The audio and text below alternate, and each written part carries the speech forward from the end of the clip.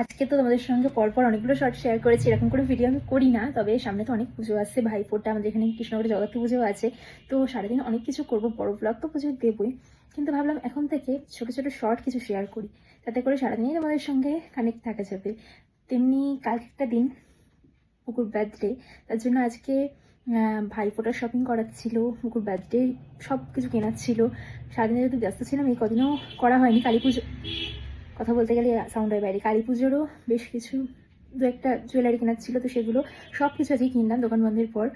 তো সেই সব কিছু শেয়ার করছেন, জুয়েলারিটা হালকা করে শেয়ার করে দিচ্ছি তোমাদের সাথে, আর বুকুর বার্থডে কী কী এনেছি সেটাও নয় রাতেই দেখাবো। এখন একটা জিনিস দেখাই, মানে এখন তো এগুলো খাই না, কিন্তু তবুও এই যে একটা কিটক্যাট নিয়েছি ডুও, মানে এর আগে বোধহয় একদিন খেয়েছি, এটাও ছোটোটা বড়োটা না, এটা দেখে নিতে ইচ্ছে করলো তো নিলাম।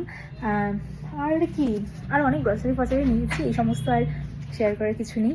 ওকে রাত 12টার সময় সারপ্রাইজ দেবো, তখন তোমাদের সঙ্গে সবটা শেয়ার করব যে কি ওর জন্য গিফট বা কেকও নিয়েছি। 12টা সেলিব্রেট হবে, তখনই তোমাদের সঙ্গে সবটা দেখিয়ে দেবো।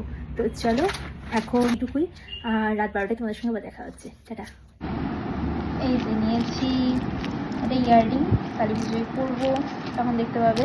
একটা ব্যাঙ্গেল নিয়েছি, একটা রোল অন নিয়েছি, আর এই যে ইমপ্রেশন নিলাম, হালকা গ্লিটার আছে, হালকা না ভালোই আছে, আমি এটা জাস্ট একবারই অ্যাপ্লাই করেছি।